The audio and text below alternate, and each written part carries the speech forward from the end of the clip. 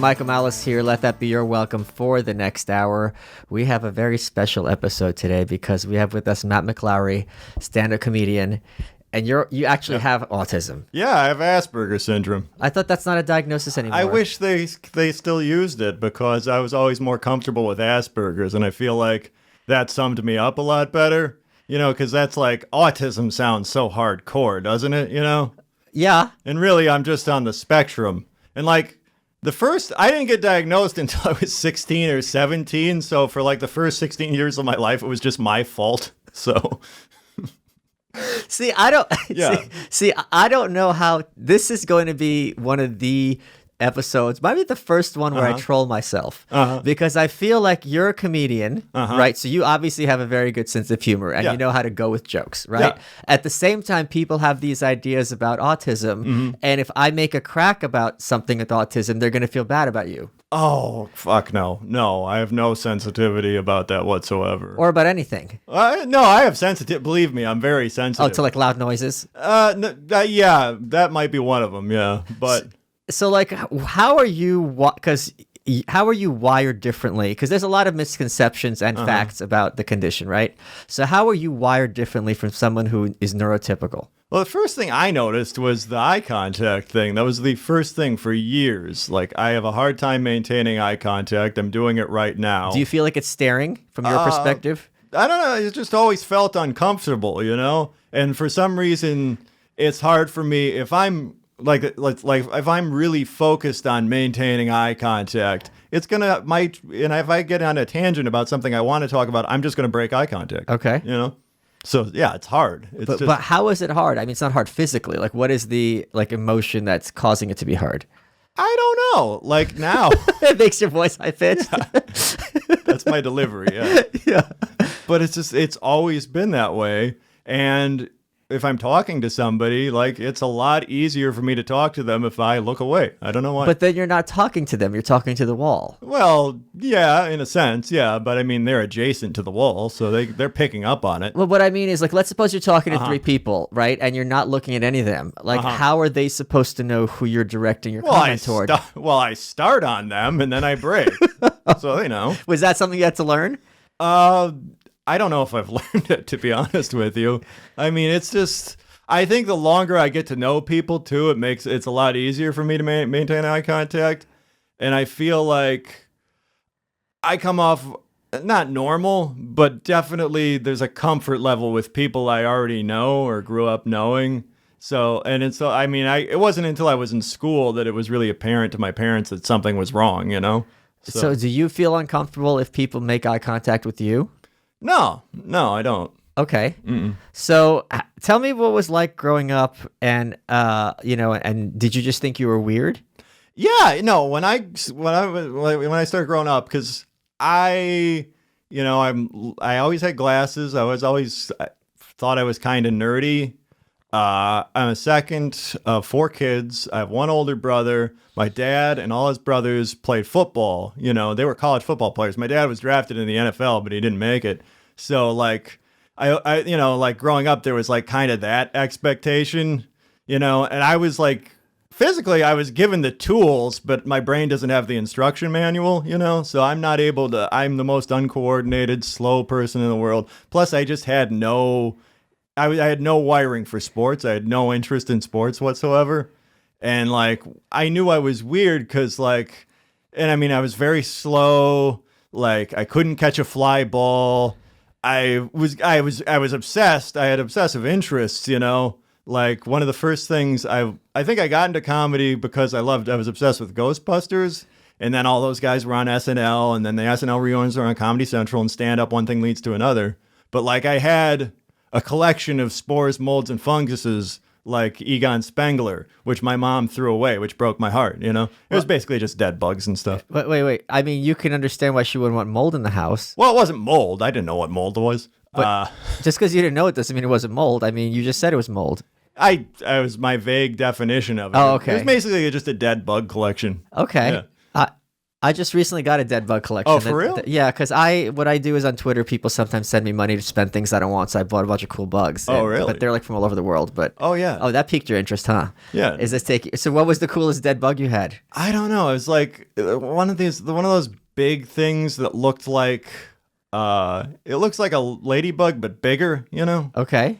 Like a June bug? Yeah, something like that. Because, like, my kindergarten class, we had to write, like, our own storybooks about that. And that was another thing because, you know, there's a lot of stuff I wasn't interested in, but I had to write my own storybook, and I was very good at drawing. And then I remember, like, staying up to, like, 3 a.m. because I was obsessed with finishing my book for school, you know, and my mom let me do it. So, yeah, that was another way that it was clearly different, just because, like, I would have laser focus on something I actually gave a shit about. So is it the kind of thing where if you are fixated on something that you have this compulsion to do and you're forced to stop, like that causes out of proportion consequences to you psychologically? Not necessarily. I mean, I can cope with it now. I mean, but like when you were younger? Yeah, it'd be harder. I mean, I'm disorganized as hell, too, and I have ADD.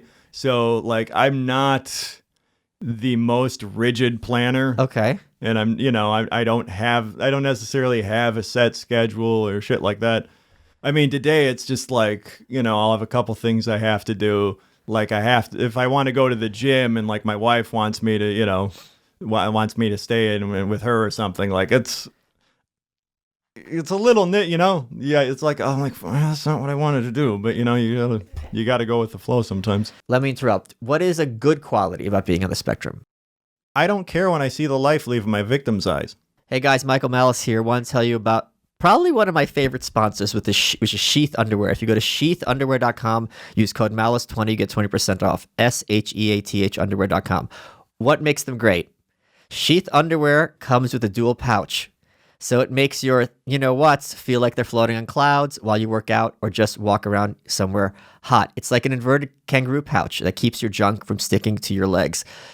It really, when I first got it, they sent it to us, and I was like, all right, what is this? And now I wear it every day. They're really comfortable, and they make you feel a little bit subversive. Not going to lie. They create amazing underwear. If you don't like them, and if you don't love them, they have a 100% money-back guarantee off your first pair. I wear them. Trust me, they're so fun. If you go to sheathunderwear.com, use promo code Malice20, 20% off. Take a look. They've got a ton of different styles. It's really kind of exciting. They're kind of boxer briefs. They also have regular briefs, and they use moisture-wicking technology that keeps everything breathable and incredibly comfortable, and it makes you look like you've been doing squats, as I have. Let's get back to the show. So let's talk about, like, dating. Like, how do you drop this bomb that, oh, by the way, I'm on the spectrum? I tried a bunch of different things. You know, I tried not dropping it, you know. How did that work out? Not great. But I mean, it's like, because this is one of those things, you know, where people, like, I didn't date, really. I had my first girlfriend when I was 23. I started, like, it was a woman who was a friend of my friend who went to open mics with me, you know, and she just started coming all the time. She wasn't a comic, but we started dating, and that lasted about 9 months. And then, you know, I didn't date anybody for like 3.5 years. And then I dated a female comic, and it was crazy. And then 3.5 years, didn't date anybody again, dated a waitress. Then, you know, another waitress. And then, you know, I wasn't trying to meet people actively. Okay. Like, I didn't join Tinder or anything like that until I got to the city. And, you know, I had a couple and then that's where I just put it out front. You know, I put Asperger's in my profile. I just, like, one of the things my wife liked about me was about how, like, self-deprecating my profile was. Okay. What did you write on it? I was just like, okay, ladies, you know, get ready to say you're busy, you know? That's actually really funny. Yeah. Okay. And so, you know, I said Asperger's, you know. She saved it. God, I wish she would have asked me that. She probably has it somewhere. But yeah, I was just very self-deprecating, and, you know, I don't know, it was awkward. I mean, for a lot of women, it's like, because I always told them, they're like, oh, you know, it's fine, and they're drawn to you or whatever. But I always had about a 5-date time limit, you know, and then, like, you'd just be texting a girl or whatever, and she's like, I can't do it right now. Work's crazy. And it's always this feeling of like, oh, shit, here it is, Okay. And with my wife, that never happened. So Is she on the spectrum? no, she is not. She is OCD, though. She's very OCD. Oh, so she can relate to kind of being wired a little differently. Oh, absolutely. Absolutely. Okay. So how were you diagnosed? Oh, God. Well, like when I was like 7, that was because that was the first time I had a teacher. Like I said, that I'm 37, so I'm old enough where this sort of thing was still our fault back then. Yeah. And I had a teacher, she would send me to the office and all that kind of stuff. And then, at her behest, my parents took me to a doctor at the University of Michigan, and they diagnosed me like ADHD.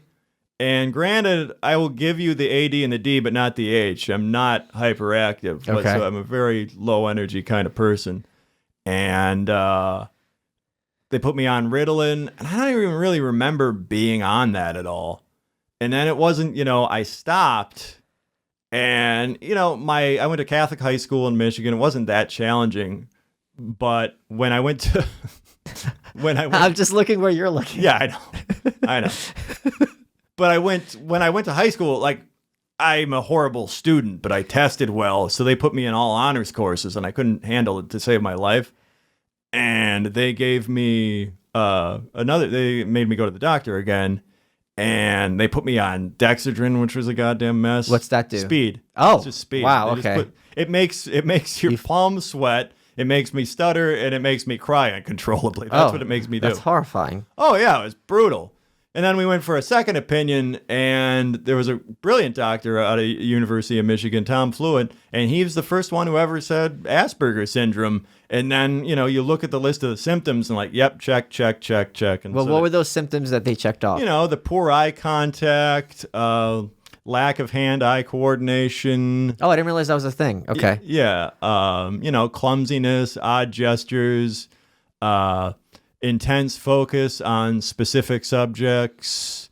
And then there's like, the the stimming. Yeah. So explain to people what stimming is. Stimming would be like, and I don't really do a lot of that, but it's like if a guy's like picking himself, or occasionally like another thing is like having the meltdowns thing, which is another thing which I didn't realize until like a couple years ago was a thing that happened to me.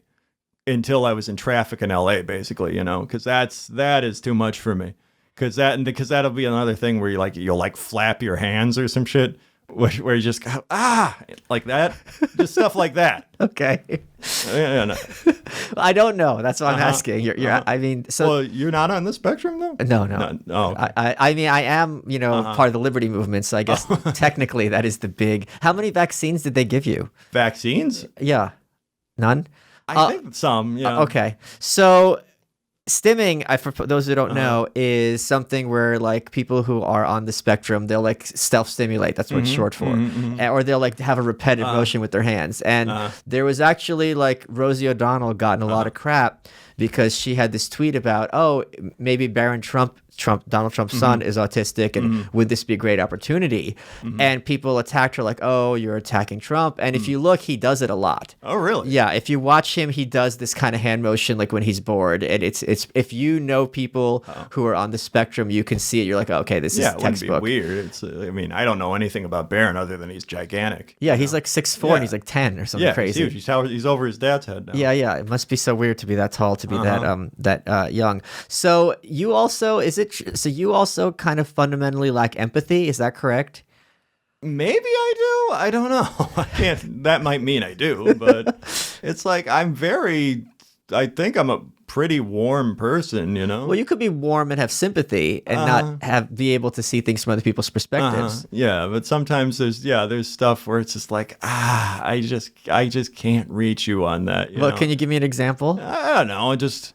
I don't know, some of my wife's stuff, Well, that could be just a gender thing. Yeah, that's possible also. Yeah. And I mean, I try to, Here's the classic autism example, right? Asperger's spectrum, whatever you want to call it. When the wife says, "Does this dress make me look fat?" and someone on the spectrum says yes. No, I would never do that. Okay, I would like. I think what I would do would just be like, you wouldn't say no. I'd be like, yeah, but I don't care. It's not important to me. I don't know. That's not. I don't care if you're fat. Wait, I don't know. You're just making noises. I said I don't care. What do you mean? What don't you care? You don't care if she looks fat? Yeah. But I still love you. That's what I'm saying. So you would say yes, but I still love you. I would trail off because I wouldn't know the best way to say it. I know it's stupid. I know there's no good way to answer that. But luckily, that's like something my wife wouldn't get mad about. So, Well, okay. I went to a book signing for a friend of mine many years ago, and I came with him. He went in the back door. I went to the audience. And the girl in front of me, she was on the spectrum in the audience, and she's like, he's not coming. And I said to her, I promise you he's here. Because I knew I came with him. And he comes out, and they do the signing. And at the end, I tell her, see, I told you he was going to be here. And she goes, yes, you did. Why do you bring that up? So there's this kind of literal mindedness that often goes with it. Do you have that as well? I can be literal minded, I guess. But I'm just...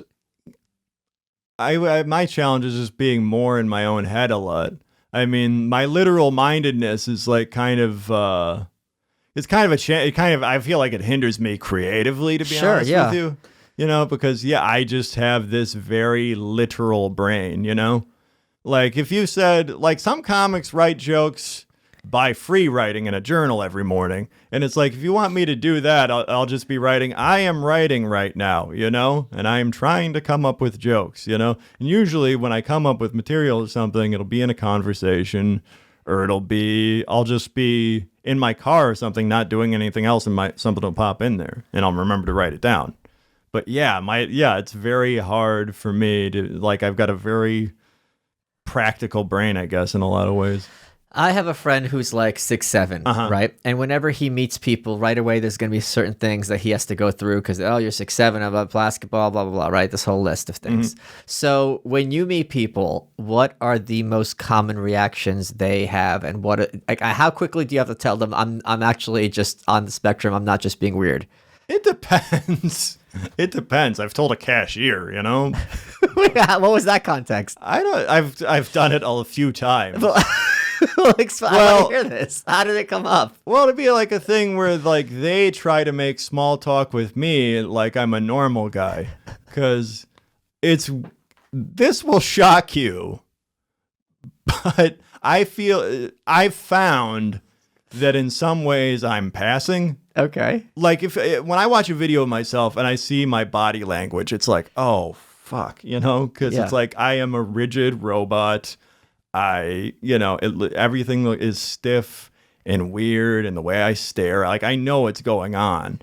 But one of my challenges when I started doing comedy and talking about Asperger's is there would be people who come up to you after the show all the time, still to this day, and be like, so do you really have Asperger's? Well, it could be an Andy Kaufman thing. But then it's like, I'm like, yeah, I do. And they're like, fuck you. No, you don't. And then, interesting. Yeah. And then the thing with that is then I'll start acting like I have Asperger's. And I'm like, can't you tell? And they're like, oh, you're just faking it now. You're just putting it on now. Wow. Yeah. Okay. Yeah. So but like, what are some, like, again, so how do you, these cashiers, like, how does the interaction get to the point where you have to be like, I have Asperger's? Well, it'll just be like, say like, oh, it's sunny outside or whatever. Yeah, that's and I'll be like, yes, it's very sunny. Whatever humans say. Yes. Yes, it's very sunny. It wasn't sunny where I'm from. I'm from Michigan, and and then I'll be just like, I give unnecessary information. That's what I do. And then I'll just be like, I'm on the autism spectrum. I'm sorry about this whole thing. What's their reaction? They're just like, I don't know. They're usually very sweet about it. Or they're like, oh, I didn't know. Wow. Okay. Yeah. So, but this is what was hard for me to wrap my head around. A large part of comedy and humor is seeing things from other people's perspectives and being able to gauge what would make them laugh as opposed to what I would personally find funny. I'm fortunate because now I'm at a point in my career where I don't care about the audience and I'm here to make myself laugh at their expense often. So, but if you're writing jokes and you're doing stand-up, you're on that stage, you're vulnerable, right? Like it could go very bad very fast. How are you in a position to know if a joke you're writing is funny beforehand? Do you have that capacity? Yeah, I have a pretty good capacity. It's just like a little gut feeling. The problem is it doesn't happen that often. You know? It's just, I feel like I develop material at a glacial pace. That's my problem, And I mean, it's just I lock onto something, and then there's just a gut feeling, and there's usually a relatability aspect in the sense of, oh, they'll know what I'm talking about. And that's one of the most heartbreaking things for me when I first started doing comedy was people have no fucking idea about anything a lot of the times. It's like, like if you want to do topical material about something in the news and then you go on stage and like it's just very different from Twitter, Yeah, of course. Nobody heard of the thing everybody spent all day talking about. Right. It's just...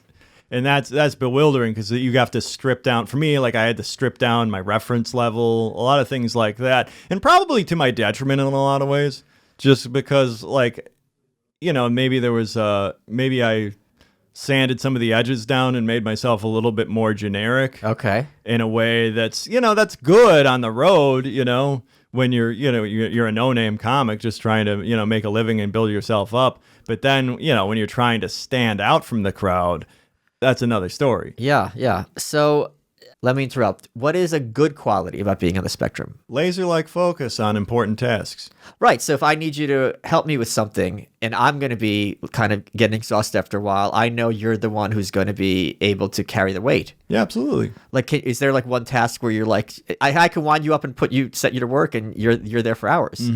It's like naturally being on speed. Yeah. Can you think of one thing where that's happened? Oh yeah, if I have to write letters, if I have to do busy work, if I have to, if any type of copywriting type of thing, I'm there for hours. Yeah.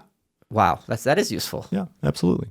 Hey y'all, I went all Southern for a second, and here's why. I want to tell you all about Ridge. So what is Ridge? Ridge is a minimal front pocket wallet that's designed to streamline what you carry every day. It's got 30,000 five-star reviews. It's a better way to carry your cash and cards. Here's what happens. If you go to ridge.com/malice and use code malice, you get 10% off. You get free worldwide shipping. You get free returns. There's a lifetime warranty if you love it and free returns if you don't. It comes in titanium. It comes in carbon fiber. It comes in aluminum. Over a dozen different styles and colors. This is the stuff that looks really cool. People notice what your wallet looks like. Me, I got a spite-funded giraffe leather wallet, and let me assure you, everyone's like, oh, what's that wallet? Yeah, you can't get that giraffe leather wallet because you don't have spite funding. But if you go to ridge.com, you get this nice, cool leather bifold that is... No, it's not. You don't want the leather bifold like I have. You want this. It's the minimal front pocket wallet to streamline what you have. You don't want to be George Costanza. You want to be George Jetson. Ridge.com/malice. Use code malice for 10% off of your order. Let's get back to the show. I mean, it's just hard. Is there any way for you to explain to me how your brain works differently than mine? Well, I don't really know how your brain works. I'm not in there. It works well. Well, I know it works well. I've seen the show. I just mean like there's certain qualities you lack that I have, or that the layman has. Okay.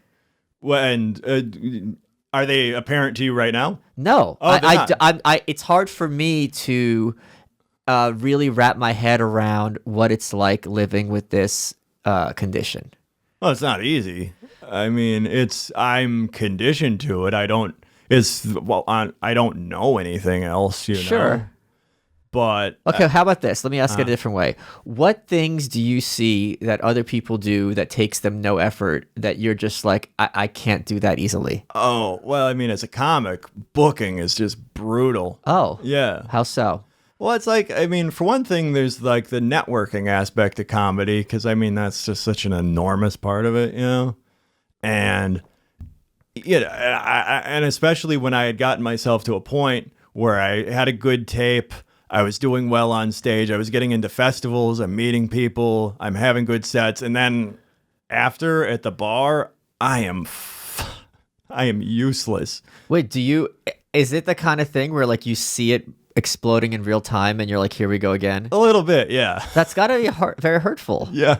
Well, I mean, a little. It's just one of those things where it's just like, you know when it's happening, but it's like, just because you know when it's happening, it's like, now what do you do about it? You know? I guess, but it's like.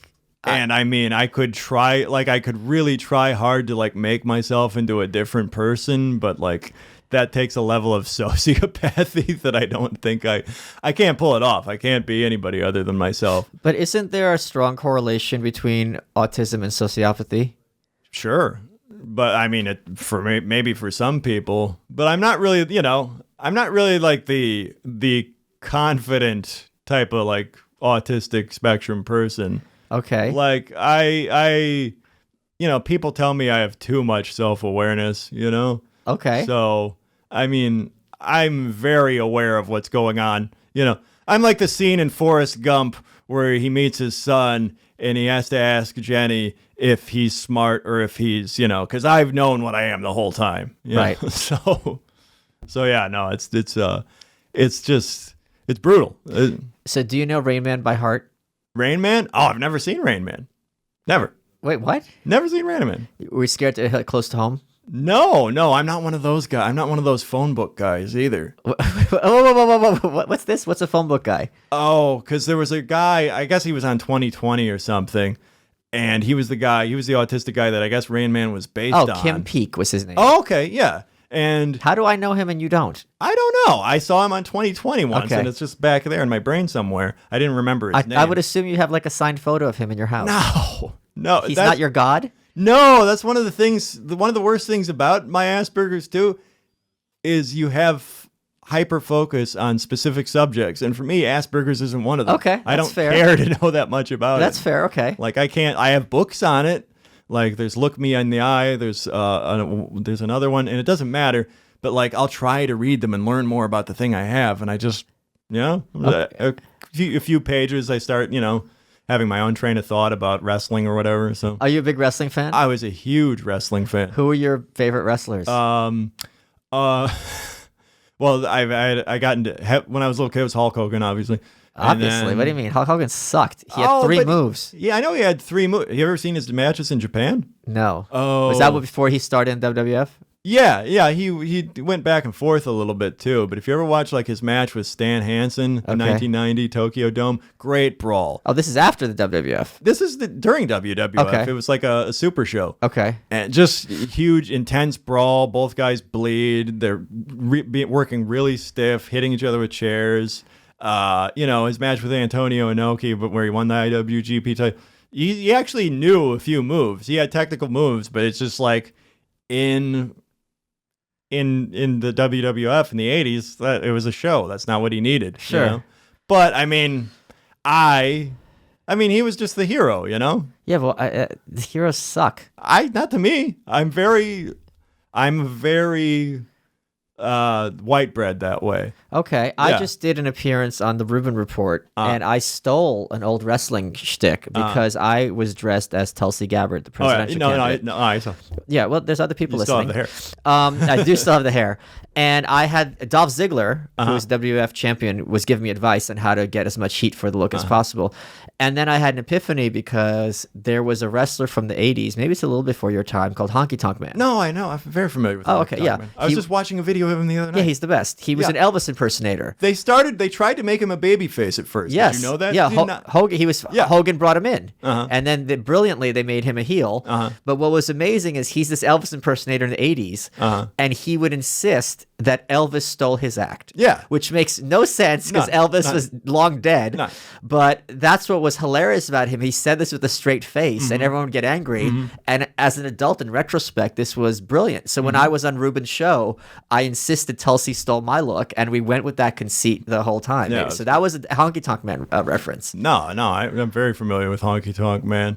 He was the best. Yeah, he was great. Wait, why did you root for? I feel like rooting for the hero. I guess is this the literal mindedness that you're always rooting for the heroes? Of course. Yeah, of course it's the literal mindedness of it. And it wasn't until when Hulk Hogan left the WWF and they tried to make Lex Luger the new Hulk Hogan. Yeah. That was when I was like, "Fuck you." Lex Luger sucked. That was the first hero I didn't buy. Okay, so. Yeah, but they turned him from heel to face. Yeah, they had him land on the USS Intrepid and body slam Yokozuna. And before that, he was a narcissistic heel. His name was a narcissist. And then after that, he's just suddenly clad in red, white, and blue.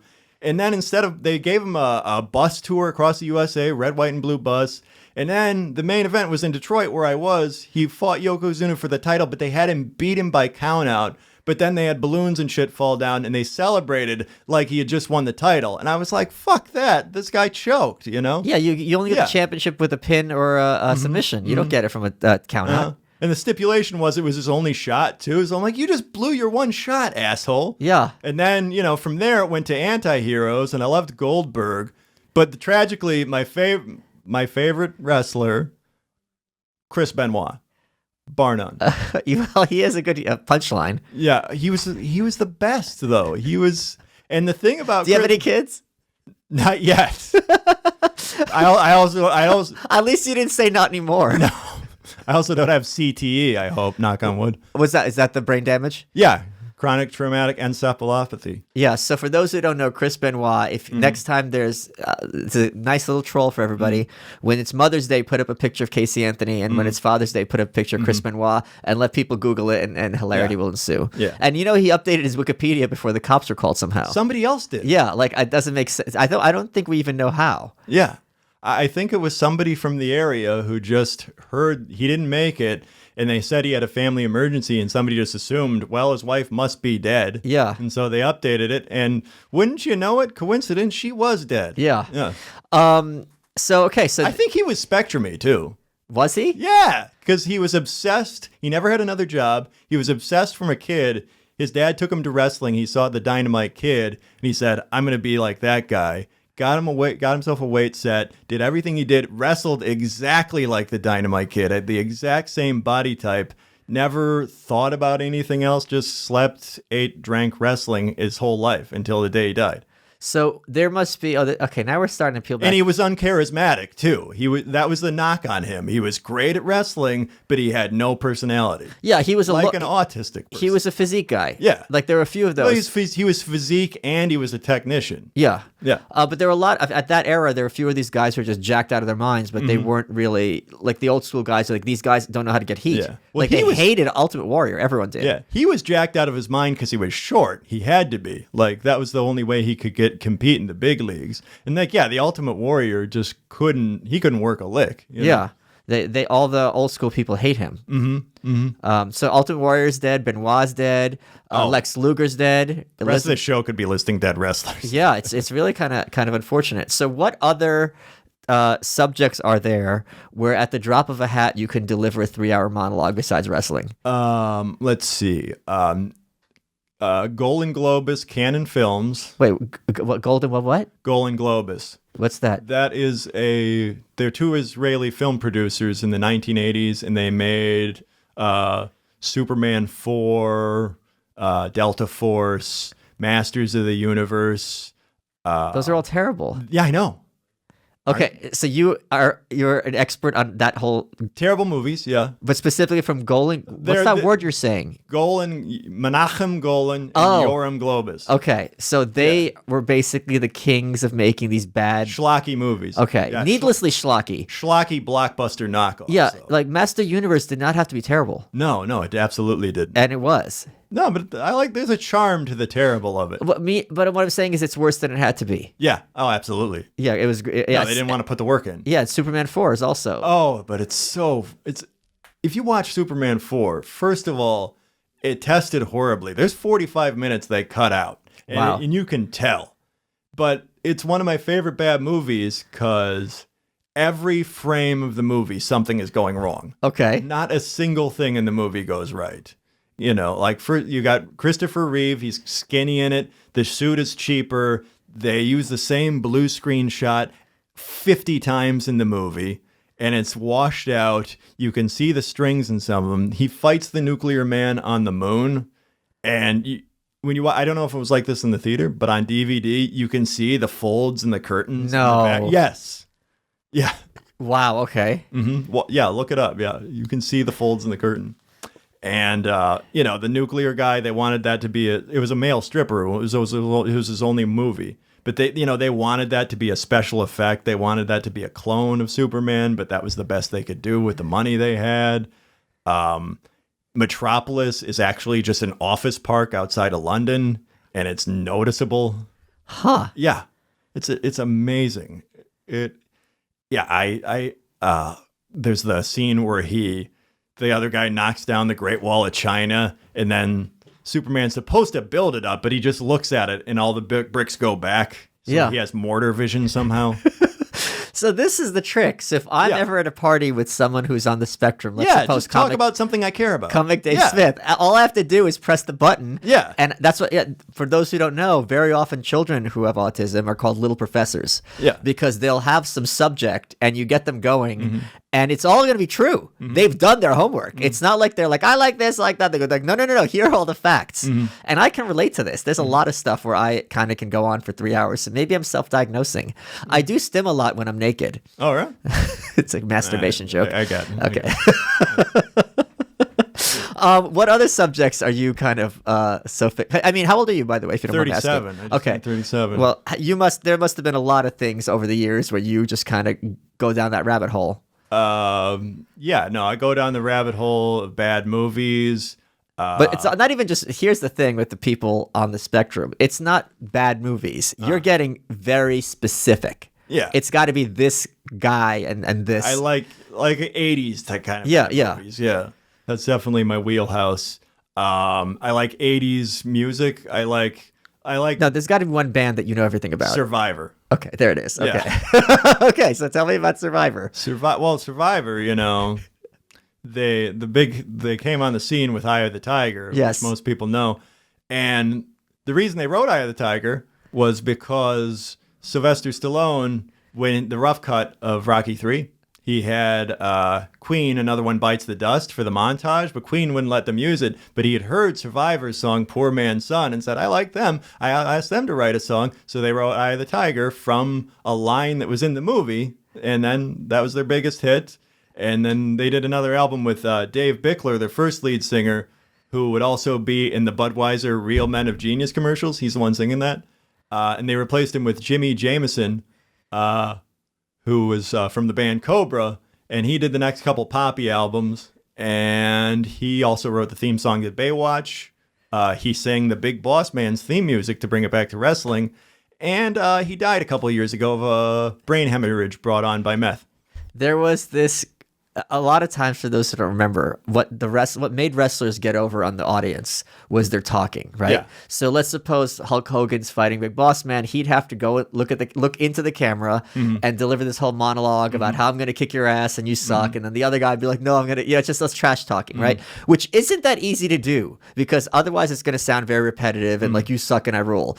And I remember very vividly the Big Boss Man, who was basically supposed to be a corrections officer, right? He's like a 300-pound big dude with the nightstick, dressed like a cop, and he was fighting Kamala. Now, Kamala, for those who remember, Google him.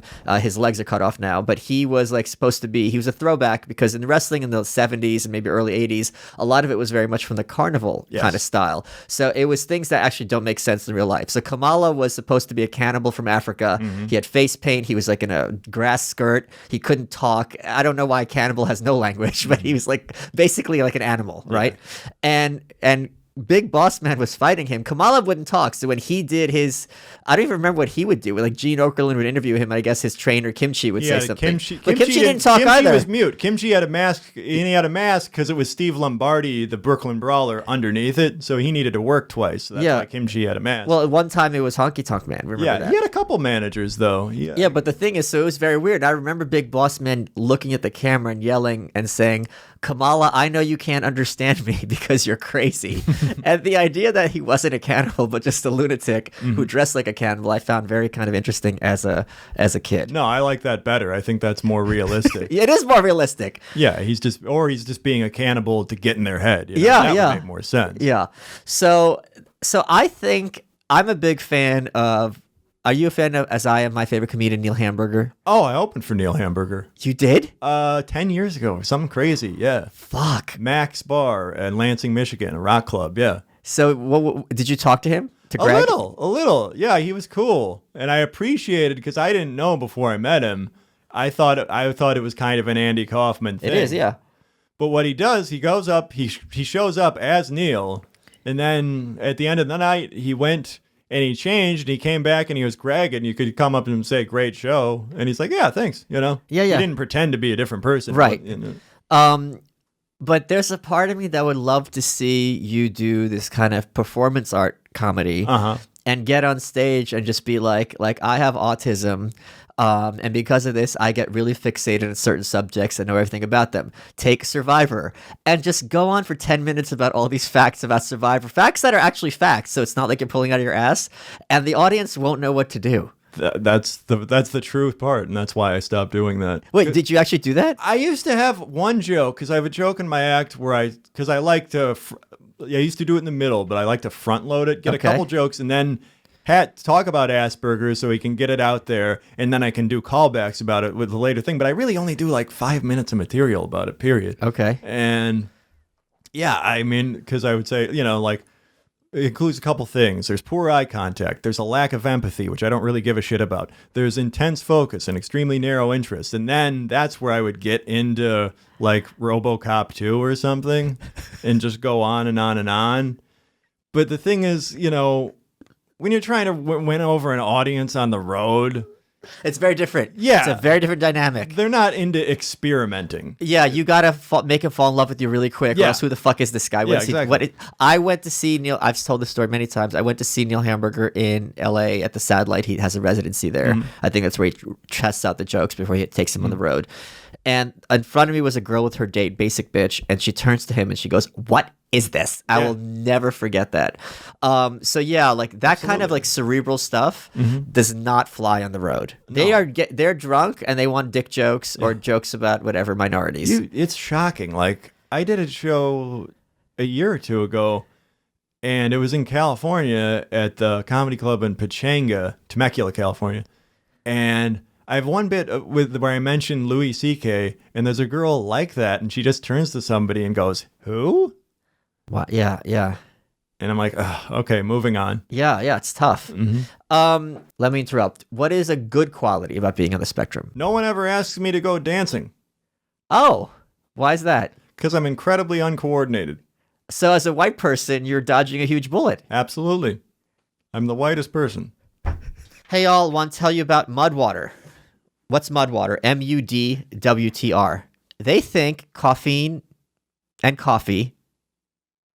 I didn't have my Mudwater, now I don't know how to talk. English is my second language. Cut me some slack. The folks at Mudwater think coffee is a really poor vessel for caffeine. This is a coffee alternative that uses an elixir of mushrooms to give you energy and focus without the anxiety and jitters. Here's what they have. Turmeric helps you with inflammation. Cacao for mood and energy. Cinnamon to help suppress sugar cravings. Lion's mane for focus. Reishi for stress response. So you take a scoop, brew into hot water, and have a morning ritual. I love rituals, like with my wet shaving. That's more than just a vessel for caffeine. Take it to work, and everyone's like, oh, you're drinking coffee? That's interesting. I have my Mudwater. Yeah. Judge them. Mock them. That's what it's there for. If you go to mudwtr.com and use promo code DRINKMUD, you get 15% off. There's a cool little kit you get. It makes it so much fun that you're making this drink for yourself and you're thinking you're better than other people who use coffee. And you know why? You are. And let's get back to the show. So if your dad was this jock and your brothers are jocks. Right? I only have one brother. Okay, he was a jock. Yeah. So did they treat you badly because you were so bad at foot sports? My dad was awesome. Oh. Because it's like my dad, he was harder on my brother because my brother is not autistic, right? And my brother ended up playing football on a college scholarship. He did great. And, my brother, even to this day, would be like, yeah, he was right to do that. But I think with me, he got a sense very early on that wasn't my path. Well, you're lucky. Yeah. But I mean, he knew. But I mean, we would try, because first of all, I wanted to impress my dad. Sure. So I would bust my ass. But there's certain things you couldn't fix. Like I'm a very slow runner. I can't run in a straight line. Like we would try to correct that. We would try to correct other things. And I mean, when I started playing football, it became very apparent I was going to be an offensive lineman. Okay. And I'm a big guy, but I'm not 6'7", 320. Yeah. And I can't, and I think the best 40 time I ever had was 6 flat. I'm not quick at all. So he knew it wasn't my path. So he gave me a break. And my brother, they weren't hard on me about sports. They were hard on me. I mean, they would be harder on me about not being normal, Well, I like how? Like, what did they say? In school and shit. Well, my dad didn't give me shit about it. I mean, he wasn't around for that. And also to him, seeing me at home and stuff, I mean, he perceived me as maybe more normal as I was in social situations. Okay. And my brother would just be like, because people would come up to my brother and be like, Terry, why? I don't know why you should use his name. But why do you have a girl's name? I don't. Terrence. Yeah, I know. Yeah. Why is your brother so weird? And then he'd kind of be like, hey, yeah, what the fuck? Why are you weird? Yeah. And I'd be like, I don't know. Yeah. So was it a relief when you had a name for what was wrong with you, or different about you? If you don't want to say wrong. Yeah, you can say it. No, wrong. There's this whole movement online. I'm sure you're familiar with it, where it's like we're just different. We're not. It's not. It's a little wrong. For me, if you're not my position, and I don't have to live with it. So just to me, it's like if you're not capable of receiving certain information that everyone else is, this is certainly not a help. Mm-hmm. On the other hand, if you're better at fixating on things and thinking logically, that is an opportunity. Mm-hmm. But I mean, maybe it has some advantages, but at the end of the day, if it's like something that's caused by vaccines or whatever, I mean, it's a malfunction. Yeah. I mean, it must be frustrating to you if you were capable of feeling emotions, that whenever you often meet people, they're going to be put off, and they're being put off by signals as opposed to knowing you. Mm-hmm. I don't know. I think I just bore people more than I put them off. Why? Because you give them these little speeches? Most of the time I'm very quiet. I don't monologue unless somebody asks me something that I can engage with. I tend to just shut down in social situations. Are you much better one-on-one? Oh yeah, terrific. Terrific's a big word. But it takes the right person. That was one of the things that was great about when I got into comedy. Because that's, I've had more friends from comedy from anything I've ever done, My friend also has a very good friend who's similar to you. He's on the spectrum, and he's like, his buddy is so ride or die. Mm-hmm. And it's the kind of thing where people like you, I don't want to speak for you, maybe you can please correct me, where when you find someone you feel comfortable with, it means that much more, and you are that much more of like, value the friendship consciously and don't take it for granted. No, absolutely. I only have a lot of acquaintances, but only a couple of close friends, and most of them I met around the same time, and one's a little younger, but yeah, that's the hardest thing for me too, especially in comedy, in being in new cities and stuff like that. It's hard for me to make friends like that, Yeah. Okay. And especially because the energy of a comedian is not going to be the same energy that you're giving off. No. I'm not. Yeah, I'm fine on stage, but I'm not off stage, and I don't feel the pressure to be either. I don't feel the pressure to make a joke out of everything like a lot of guys do, and it just doesn't work for me. So were you like pretty much alone growing up? Did you not have many friends? No, I always had friends. Oh, okay. So that's good. The problem was because I went to a Catholic school. There's maybe 40 kids in my class. Did you think the devil did this to you? No. Because it's not a no. And again, it wasn't until like 9th or 10th grade that we put a name on this thing. Well, before that, maybe you thought you were possessed by demons. No. It's not impossible. I think I got a sense too of with Catholicism and things like that. Maybe it's a little literal mindedness. I got a sense relatively early, this might be bullshit. Yeah. Well, I remember when I went to yeshiva, which is Jewish school, and I was reading Greek mythology. This is first, second, third grade. And I was scared to bring the books to school because I thought they would think that I was believing in these gods. And my dad's like, that's don't worry, you're fine. But the point is, again, sitting there and being like, how is it different Noah's Ark from like Zeus turning into a fountain of gold and having sex with Europa or whatever it was? This is different names. Yeah. That's one of the things with Scientology. Are you a Scientologist? No. Not anymore? No, because it's so ludicrous. But then you're like, isn't it just because it's new? Yeah. And some other comedian already did that bit. I think Bill Burr did a bit like that, but it's the truth. It's like, that's no crazier than any of the stories we're taught in the Bible. It's just a guy named Ron made it up in the 60s. So I'm imagining when you're at a party, like you're interacting. I'm never at parties. Oh, but sometimes you are at a social gathering. Yeah. I'm imagining there's certain situations that you've gone through over and over and over, and you're like, here it goes again, right? And what's that moment? What signals do they give you when you know, okay, I've lost this person? Because they come up to you, they're friendly, you're chatting, and then something happens, and you're like, all right, this is happening again. A lot of times, I just run out. That's the thing. I run out of shit to say, and I don't know how to extricate myself. Oh my God, this is amazing. And I do it in the most clumsy way. Like, what do you tell me? Break this down for me.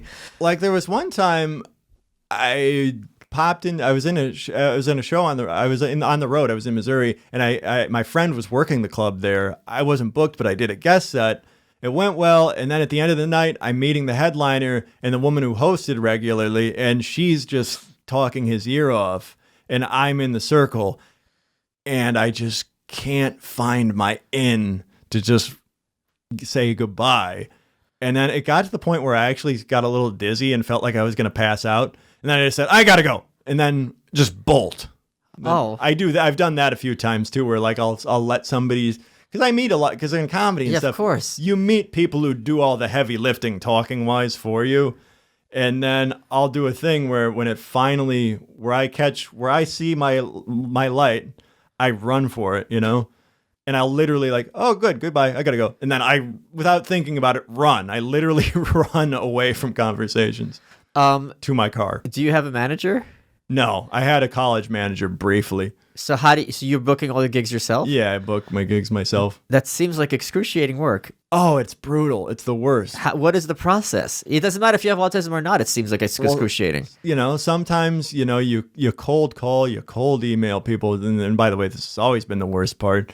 A lot of the gigs I still have are things where like I've developed a relationship for so long that it's been, that it's like, it's just, I work for them. It's cool. I couldn't even tell you how it started. I just started in the club and worked my way up. And a lot of stuff, the worst thing about comedy is that like Dave Landau, very failed comedian, Dave Landau. Yeah. I'm a lot more failed than he is because I feature for him a lot. You could be very, very failed. But it's like, you need, the worst thing about comedy is you need so many fucking friends to open doors for you. Yeah. That doesn't matter how good you get. Some of them stay closed.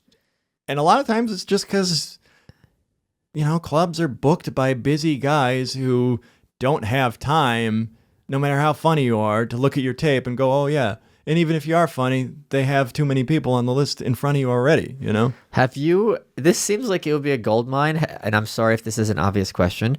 Have you not tried to do gigs at like autism conventions and things like that? Oh God, that sounds like the worst. But that sounds like great material for the road. Oh, I mean, it would be, it's just excruciating at every level, and that's where a great comedy comes from. Well, I just remember like one time a couple years ago, I had a chance to like be part of this like meeting group for like a support group. Support group for like adults with autism, and it felt very much like Louis C.K. had a joke where his parents sent him to a camp for retarded children. Oh, okay. Wow. And then he was like, when he got there, he was like, "Holy shit, I'm retarded. I didn't think I was, but now I must be." But it kind of, because everybody there was intense. There was like a guy wearing gloves for some reason. There was a guy with like feathered 80s hair. They'll always be like overweight and then like like a Ghostbusters t-shirt and like a tucked in with their pants up to their nipples. Yeah, yeah. And then, it's just one of those things. Because I was playing Uno with them, and I'm just like, whatever. And this kid is just like, don't show your cards. And I'm like, I don't even care. I'm not part of this. Yeah, yeah. But then there's that thing, because you have that moment where you're like, fuck, is this what I'm like? Well, I mean, isn't there also like lots of inappropriate spikes of emotion that you get?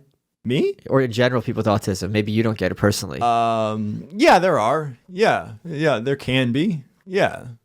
There can be like kind of meltdowns and having fits and flipping out. How long have you been married with your wife? 6 months. Oh, Mazel Tov. That's wonderful. Great for you. Yeah. So how often is she scared that you're going to snap and murder her? Never. Oh, you said that awfully quickly and assertively. Well, first of all, she's incredibly easy to get along with. She's just the nice. Yeah, but maybe you're oblivious to when she's upset. Oh, I know when she's upset, but she doesn't get angry. She gets scared. She's not scared of me. You have a bit about you don't want me making eye contact because I look like a serial killer. Yeah, I know. Is that a bit or a confession? No, but she's into that too. By the way, she's into serial killers. Yeah. No, I mean, she's into that look. Before she met me, she's always been attracted to guys who look like they could be a serial killer. Oh, okay. Just like the intensity of it. Yeah, the Ted Bundy thing. Yeah, absolutely. He's kind of a hunk. Yeah, no. We watched the documentary and she was like, yeah. Is that foreplay for you guys? I think it might have been. Yeah. He got a lot. No. He got play. He got pussy. He got plenty. Oh, absolutely. Voluntarily and involuntarily. Live and dead. Yeah. Yeah. But. Wait, but so like, I mean, my understanding is people who have this condition, right? Uh-huh. It reaches a point where the emotions kind of take over and you're kind of lose the sense of control, right?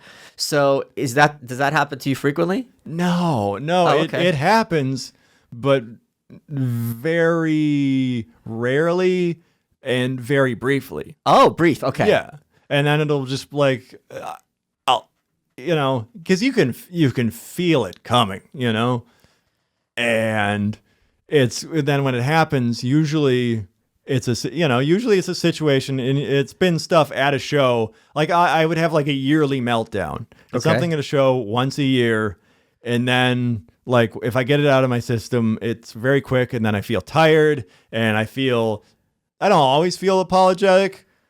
Sometimes I'm in the right, but then it just feels like, I didn't need to do that. Yeah, the reaction's out of proportion, even if you are in the right. Mm-hmm, mm-hmm. I mean, so that sounds exhausting. But if it's only once a year, that's good. Yeah, I've been lucky. I'm lucky that way. Has it happened on stage ever?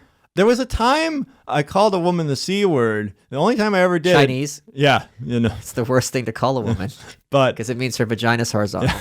Yes. But. She was heckling and being rude on this late show, and I was trying, and this is like the first time I've been like featured on a weekend. I'm not seasoned, I'm doing my best. She's drunk. She won't let it go. It's one of these rooms. It's poorly attended. They're not really policing the room. They're not kicking her out. No soy sauce. Yeah. But it's and then when that happened, like I just got off stage. The booker was a friend of mine. He's just like, "Are you okay?" I'm like, "Yeah, sorry, I got to get out of here." And then the worst thing about that was there was a woman in the crowd. I picked my mom up 6 months later from her job. She worked at Macy's, and this woman says to her, she's like, "Hey, is that your son, the comic?" And I'm like, "Yeah." And she's like, "Does he do a thing where he calls a lady a cunt?" Oh, because she was. And she's like, "No, I don't think he does." Well, it must have been somebody else because I thought I saw him, but I didn't. And I'm like, because that's so embarrassing because you think once you leave the show, it's out of your life. Yeah, yeah. And then, that comes back to haunt you. Huh. Because your mom's coworker. So do you have like another gig or do you support yourself with your comedy? I've been able to support myself with comedy. That's wonderful. Very lucky. I mean, my wife has a diversified portfolio also, so that helps. Yeah. But no, I've had a handful of odd jobs since I've done this. I used to work at Enterprise Rent-A-Car. Okay. Almost had a few meltdowns there. Walked dogs here, had some meltdowns doing that. Moving, no meltdowns. Moving, no meltdowns. Because you're not dealing with people. You're dealing with objects. Well, the only thing that you would have a meltdown moving in is somebody gives you bad directions in New York. One time, the guy gave me directions to the wrong place because there was 2 addresses for the same place, and I was new, so I didn't know where the one was. I went to the wrong one, and then my phone died. So I was just flipping out because I needed the money. Yeah. But it worked out. It was cool. And Postmates. Plenty of meltdowns doing that. What's Postmates? It's Uber for food. Oh, okay. Yeah. What kind of meltdowns? Like about what? What would set you off?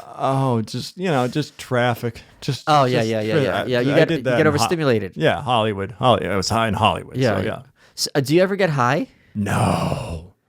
Why do you say it like that? Drugs are bad?